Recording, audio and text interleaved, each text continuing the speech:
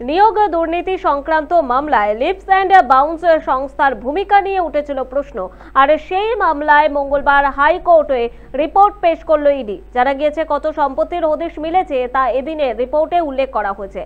এদিকে বিচারপতি অমৃতা সিনহার নির্দেশে আরও বিপাকে পড়তে চলেছে কালীঘাটের কাকু ওরফে সুজয় কৃষ্ণ ভদ্র। আর এই মামলার সূত্র ধরে যাদের নাম সামনে এসেছে তাদের একে একে জিজ্ঞাসাবাদ করা হচ্ছে বলেও দাবি করেছে ইডি। ইডি রিপোর্ট দিয়ে জানিয়েছে 7.5 কোটি টাকা মূল্যের সম্পত্তি বাজেয়াপ্ত করা হয়েছে। এছাড়া 8টি সম্পত্তির হদিশ মিলেছে, এগুলি বাজেয়াপ্ত করার প্রক্রিয়া শুরু হয়েছে বলেও উল্লেখ করেছে ইডি।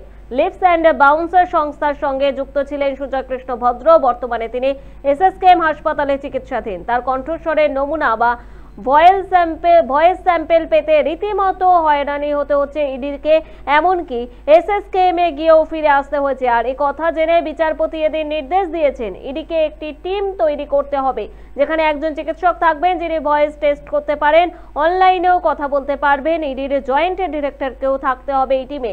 আর বৃহস্পতিবার ফের এই মামলার শুনানি রয়েছে। বিচারপতি অমৃতা সিনহা জানিয়েছেন ইএসআই এর কাছ থেকে জানতে চাওয়া হবে যে কণ্ঠস্বরের নমুনা পরীক্ষার জন্য কতদিন সময় লাগতে পারে। উল্লেখ্য, গ্রেফতার হওয়ার কিছুদিন পরেই অসুস্থ হয়ে পড়েছিলেন সুজয় কৃষ্ণ ভদ্র। তার হার্ট অপারেশনও করা হয়। এরপর জেলে নিয়ে যাওয়া হলে আবারও অসুস্থ হয়ে পড়েন তিনি। আর তারপরে থেকেই এসএসকেএম এই রয়েছেন সুজয় কৃষ্ণ ভদ্র। এদিকে প্রমাণ হিসেবে পাওয়া একটি কণ্ঠস্বর কাকুর কিনা তা জানতে মরিয়া ইডি।